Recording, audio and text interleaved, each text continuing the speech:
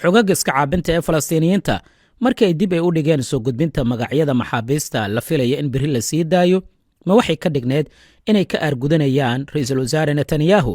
waxaan eegi doonaa ra'iisul wasaaraha Israa'iil iyo dadka shacabka siday u sugayaan sii deynta maxaabiistaasi.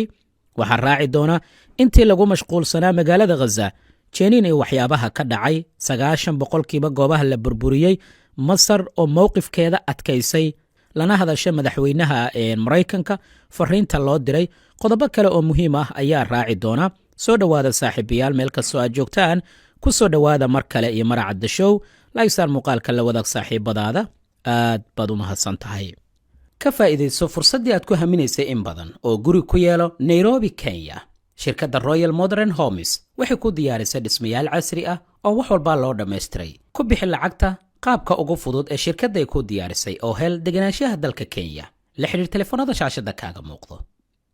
mar kale isku soo noqod wanaagsan khiyaartina daawanaysay. haddii aan soo koobo intaanan faahfaahinada qodobada aan kula wadaaga aanan eegin, weerar ayaa lagu qaaday wasaaradaha dowladda Afghanistan. kooxa aan la aqoono ayaa dhanka internetka waxaa lagu warramayaa inay weerareen ilaa iyo in ka badan 21 wasaaradood iyo hay-ada madax bannaan kuwaasoo la sheegay in laga dhacay xogtii ugu badnayd. koox la magac baxay Taalib Leaks ayaa waxay shacay ka qaadeen inay iyaga ay ka dambeeyeen mas-uuliyadda howlgalkan oo ay ku bartilmaameedsadeen in ka badan 21 wasaaradood waxaana laga dhacay xogtii ugu muhiimsaneed ee wasaaradahaasi u kaydsanaa. wasaaradda arrimaha dibadda, maaliyadda, cadaaladda, wasaaradda warfaafinta, dhaqanka, wasaaradda isgaarsiinta, macdanta iyo wasaarado kale ayaa ka mid ah goobaha sida weyn loo bartilmaameedsaday. xitaa maxkamadda sare, xafiiska ra'iisul wasaare ku-xigeenka dalkaasi iyo xubno kale ayaa la bartilmaameedsaday oo xogtoodii la dhacay. waxaana sii xigayba in lagu baahiyo barta Twitter-ka iyada oo la caddeeyey inay iyaga ka dambeeyeen mas-uuliyadda weerarkan. weerarka dhanka internetka ee lagu qaaday wasaaradahan waxaa soo baxaya macluumaadka ku saabsan in lagu xaday xog gaaraysa ilaa iyo 50 GB oo dokumentiya ah. haddii si aad ku fahmi karto kuugu dhigo, waa dokumenti culayskiisa uu gaarayo ilaa iyo 22 kilogram. yacni bal ka waran 22 kilogram kiish ah oo ay ku jiraan warqado, dokumentiya iyo xogo muhiim ah oo lagaa xado. bal ka waran maanta markii hal dokumenti oo muhiim ku ah uu kaalmo ama lagaa xado ayaad culayska noocaasi aad dareemi kartaa. marka xogtaas oo dhammaystiran ayaa laga xaday sida wararku ay sheegayaan wasaaradaha kala duwan ee dowladdaasi Afghanistan. dhinaca kalena waxaa la weysan yahay diyaarad la sheegay inay saarnaayeen ilaa iyo 10 ruux oo dalka Mareykanka laga leeyahay. macluumaad kale lagama hayo. waxyaabaha ka soo kordha xogahaasi waan kula wadaagi doonaa insha Allah. markaan aan eegno macluumaadyada magaalada Gaza, dadweyne aad u tiro badan iyo xubno ka tirsan xogaga iska caabinta ee Falastiiniyiinta ayaa maanta waxay ka qayb galeen aaskii Allah u naxariistay taliye ku-xigeenkii guutada Ciisadiin al-Qasaam Marwan Ciisa. Kataib al-Qasaam waa garabka militari ee dhaqdhaqaaqa Xamaas. waxaa lagu aasay xerada Al-Bureej oo ah bartamaha magaalada Gaza, halkaas oo la og yahay sida ay diyaaradaha dagaalka Israa'iil ay u duqeeyeen intii dagaalka u socday.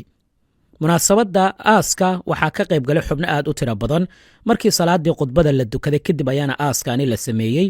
iyadoo xogagu ay ujeeddaday ka lahaayeen ay tahay in ay tiro badan oo xubnaha muqaawamada ka tirsan iyo dadweyne aad u tiro badan oo shacab ay ka soo qayb galaan munaasabadda lagu aasayo taliye ku-xigeenkii guutada Ciisadiin al-Qasaam.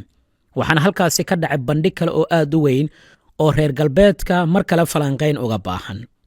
tani markii heshiiska xabajoojinta si rasmi ah loo dhaqangeliyey, xogaga iska caabinta ee Falastiiniyiinta ayaa aas waxay u sameeyeen xubno badan oo ka tirsanaa xafiiska siyaasadda iyo dhinaca militariga, kuwaas oo ku dhintay sida la sheegay dagaalkii ka dhacay magaalada Gaza. waxaana ugu dambeeyey Rawxi Mustafa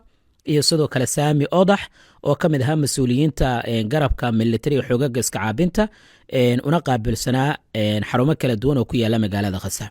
bishii Maarso 2024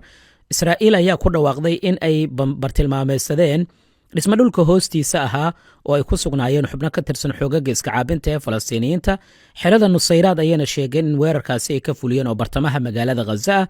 halkaasoo sida la sheegay lagu qaarajiyey 2 ka mid ah mas-uuliyiinta ugu sarreeya dhaqdhaqaaqa oo mid ka mid ah ay ku tilmaameen inuu ahaa Marwan Ciisa.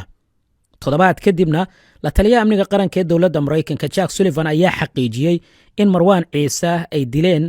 diyaaradaha dagaalka israa'iil kadib weerar ka dhacay bartamaha magaalada khaza waxaana intaas uu ku daray in xubno kale ay isku dayeen inay baxsadaan laakiin la dhaawacay qaarkood marwaan ciise dhowr jeer ayaa la bartilmaamaysaday weliba 2 jeer ayaa ilaa 2014 ay isku dayeen israa'iiliyiinta inay dilaan mas-uuliyiinta israa'iilna waxa ay sheegeen in marwaan ciise uu qayb ka ahaa 3 ka mid ah hoggaanka ugu sarreeya dhaqdhaqaaqa xamaas kuwaasoo qorsheeyey weerarkii 7 Oktoobar waxaana ka mid ah maxamed dayf iyo sidoo kale yaxya sinwaar labadooduna waxay ku shahiideen dagaalkii ka dhacay magaalada khaza marka maanta waxa ka dhacay magaalada khaza waxaa lagu tilmaamay mar kale iyo bandhig kale oo ay sameeyeen xoogagga iska caabinta ee falastiiniyiinta 30kii bishii January ee sanadkan 2025 afhayeenka xoogagga iska caabinta ayaa xaqiijiyey inay shahiideen maxamed dayf marwaan ciise iyo xubno kale oo ka tirsan Kataib al-Qassam kadib weerar ka dhacay magaalada khaza muuqaalada iyo sawirada la soo bandhiga ayaa muujinaya marka xubno badan oo Kataib al-Qassam ka tirsan oo maanta iyagiiba laga mari waayey wadooyinka qaar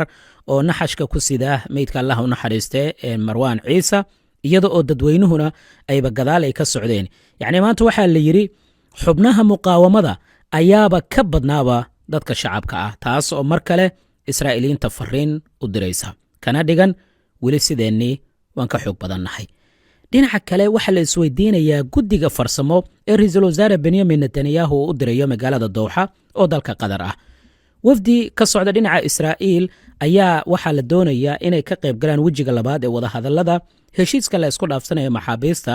kaasoo la sheegay inuu ka dhacayo magaalada dowxa ee dalka qatar maalinta sabtida oo biri ah ayaa wafdigan waxaa lagu warramayaa inay gaari doonaan magaalada dowxa si wejiga labaad ee wadahadallada loo sii wado